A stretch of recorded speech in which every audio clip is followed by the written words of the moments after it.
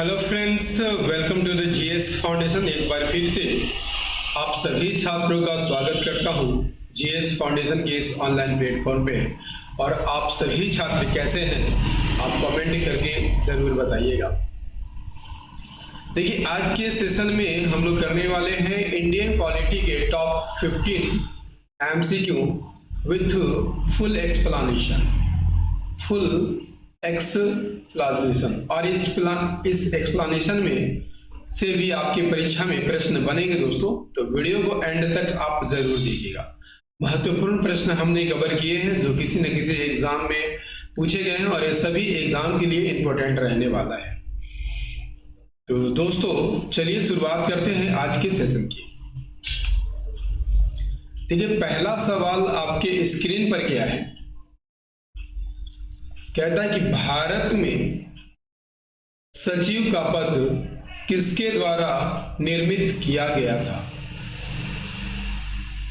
Option है Morley Minto सुधार 1909, भारत सरकार अधिनियम 1858, भारत परिषद अधिनियम 1861 या मॉन्टेग्यू चैम्सफोर्ड सुधार के द्वारा। भारत में सचिव का पद किसके द्वारा निर्मित किया गया था, इसका राइट आंसर क्या हो जाएगा। भारत में सचिव का पद किसके द्वारा निर्मित किया गया था, इसका सही आंसर हो जाएगा भारत सरकार अधिनियम 1858 के द्वारा। आइए इसे पूरा डिटेल में देखिए। भारत में सचिव का पद भारत सरकार अधिनियम 1858 के द्वारा निर्मित किया गया था। इस अधिनियम के तहत ईस्ट इंडिया कंपनी का शासन समाप्त कर दिया गया था और भारत का प्रशासन सीधे ब्रिटिश क्राउन को सौंप दिया गया था, जिसके परिणाम स्वरूप भारत के लिए एक राज्य सचिव का पद बनाया गया था, जो भारतीय मामलों के लिए ब्रिटिश सरकार के प्रमुख अधिकारी थे। आई बात समझ में? चलिए देख लीजिए अगला प्रश्न क्या कहता है। निम्नलिखित में कौन संविधान सभा का सदस्य नहीं था। के.एम. मुंशी संविधान सभा के सदस्य थे। एन. गोपालास्वामी अयंगर ये भी संविधान सभा के सदस्य थे। एच.एस. बेग संविधान सभा के सदस्य नहीं थे। टी.टी. कृष्णमाचारी संविधान सभा के सदस्य थे। तो कौन नहीं थे? Option C is the right answer. H S. Beg संविधान सभा के सदस्य। देखिए, एच.एस. बेग संविधान सभा के सदस्य नहीं थे।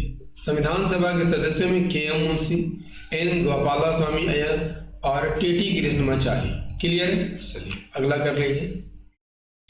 अगला है संविधान सभा में प्रस्तुत उद्देश्य प्रस्ताव में अभिव्यक्ति के विचार को भारतीय संविधान के किस भाग में पूर्णतः शामिल किया गया है। प्रस्तावना, मौलिक अधिकार, नीति निर्देशक तत्व, मूल कर्तव्य। अभिव्यक्ति का विचार, अभिव्यक्ति की विचार मौलिक अधिकार में दिए गए हैं। ठीक है, अभिव्यक्ति के विचार को भारतीय संविधान की प्रस्तावना के भाग में पूरी तरह से शामिल किया गया है। ठीक है, प्रस्तावना। ठीक है, सही आंसर क्या हो जाएगा दोस्तों? प्रस्तावना। ठीक है, जवाहरलाल नेहरू ने 13 दिसंबर 1946 को पेश किया गया यह प्रस्ताव बाद में 22 जनवरी 1947 को संविधान सभा द्वारा अपनाया गया और यह भारतीय संविधान की प्रस्तावना का अंग बन गया। क्लियर? चलिए अगला कर लीजिए। अगला है भारतीय संविधान की उद्देशिका में परिवर्तन किस संशोधन अधिनियम में किए गए थे। 38वां संविधान संशोधन 1975, 40वां संविधान संशोधन अधिनियम 1976, 42वां संविधान संशोधन 1976, 44वां संविधान संशोधन अधिनियम 1979। देखिए, उद्देशिका में परिवर्तन मात्र एक बार किए गए हैं, 42वां संविधान संशोधन के द्वारा। देखिए, भारतीय संविधान की उद्देशिका में परिवर्तन 42वें संविधान संशोधन अधिनियम 1976 के द्वारा किया गया था। आई बात समझ में? इस संशोधन ने प्रस्तावना में 3 शब्द जोड़े गए: समाजवादी, धर्मनिरपेक्ष और अखंडता। आई बात समझ में? चलिए अगला कर लीजिए। अगला है, नीचे दिए गए राज्यों का भारत संघ के संपूर्ण राज्य का दर्जा प्राप्त होने का सही कालानुक्रम क्या है? आंसर कीजिएगा।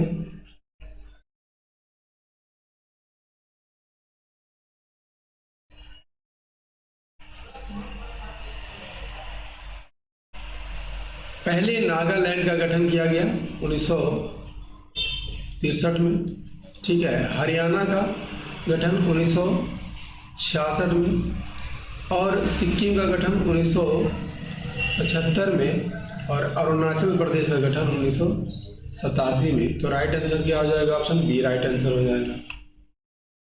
नागालैंड का गठन 1 दिसंबर 1963 को किया गया था। हरियाणा का गठन 1966 में पंजाब राज्य को विस्थापित करके, ठीक है। सिक्किम का गठन 1975 में, जो कि भारत का 22वां राज्य बना था। अरुणाचल प्रदेश का गठन 1987 में किया गया था, 24वां राज्य बना। आई बात समझ में? चलिए अगला कर लीजिए। निम्नलिखित में कौन एक केंद्र शासित प्रदेश नहीं है? तो लक्षद्वीप केंद्र शासित प्रदेश है, अंडमान निकोबार द्वीप समूह केंद्र शासित प्रदेश है, पुडुचेरी केंद्र शासित प्रदेश है, अरुणाचल प्रदेश केंद्र शासित प्रदेश नहीं है, ठीक है। देखिए भारत में कितने केंद्र शासित प्रदेश है वर्तमान में? 8 है, ठीक है। जैसे आपका जम्मू कश्मीर, दूसरा है लद्दाख, चंडीगढ़, दिल्ली, दादर नागर हवेली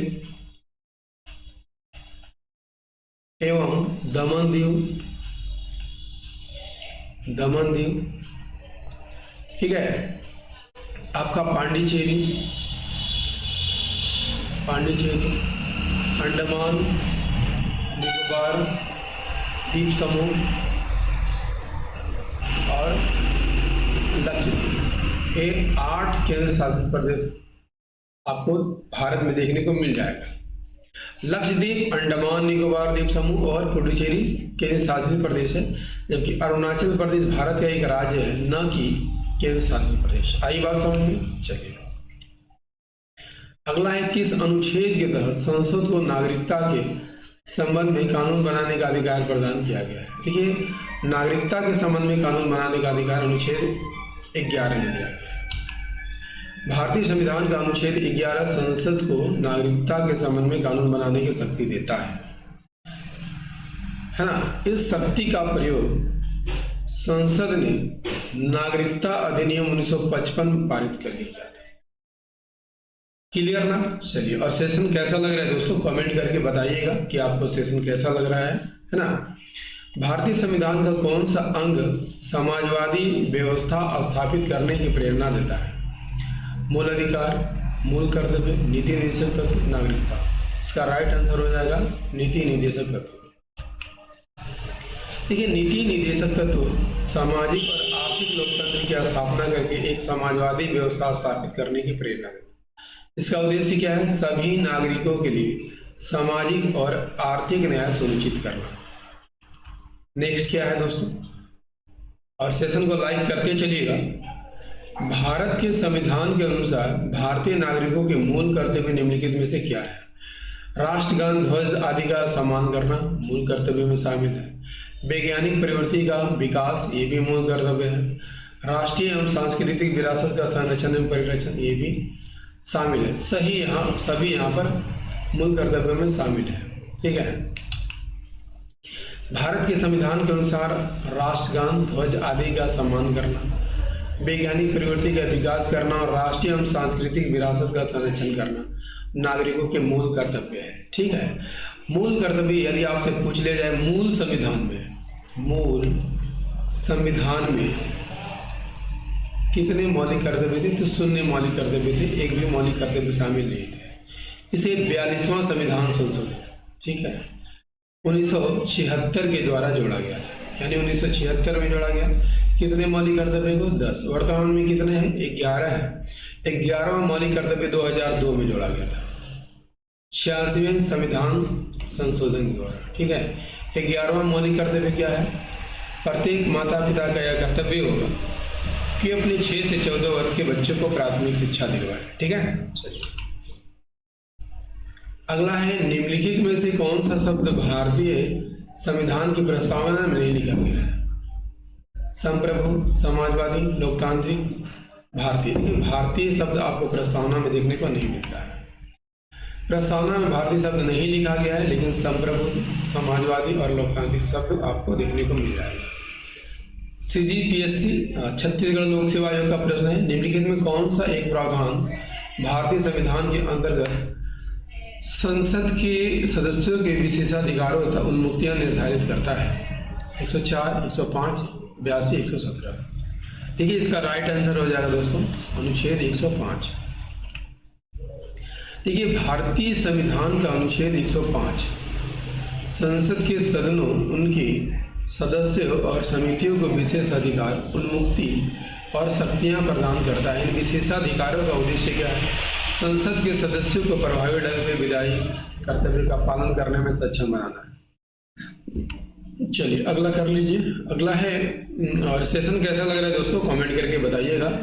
किसके चुनाव में अनुपातिक प्रतिनिधित्व चुनाव प्रणाली अपनाई जाती है? सही आंसर हो जाएगा राष्ट्रपति के चुनाव में। भारत के राष्ट्रपति चुनाव में एकल हस्तांतरीय मत यानी सिंगल ट्रांसफरेबल वोट पद्धति के माध्यम से आनुपातिक प्रतिनिधित्व प्रणाली अपनाई जाती है। अगला कर लीजिए दोस्तों, राज्यपाल सोने के पिंजरे में निवास करने वाली चिड़िया के समतुल्य है, यह कथन किसका है? श्री प्रकाश, सरोजिनी नायडू, धर्मवीर, GD तपासे। तो ऐसा किसने कहा था? सरोजिनी नायडू ने कहा था।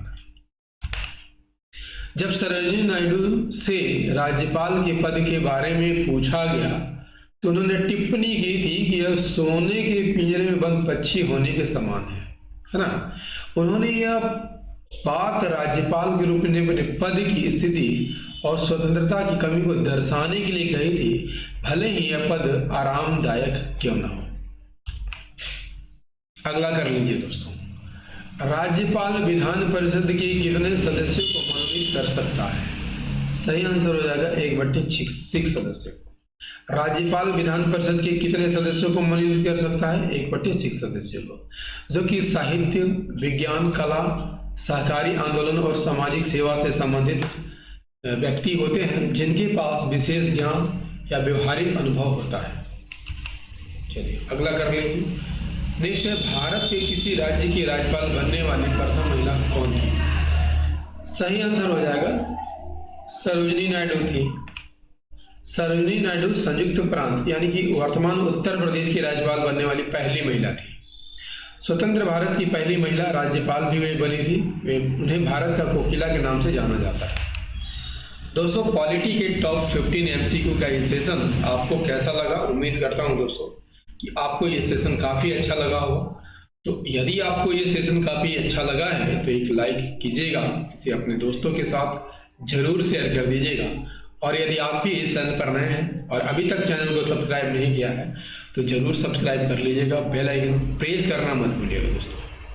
इससे क्या होगा, जब भी मैं वीडियो अपलोड करूंगा तो उसका नोटिफिकेशन जो है आपको सही समय पर मिल जाएगा।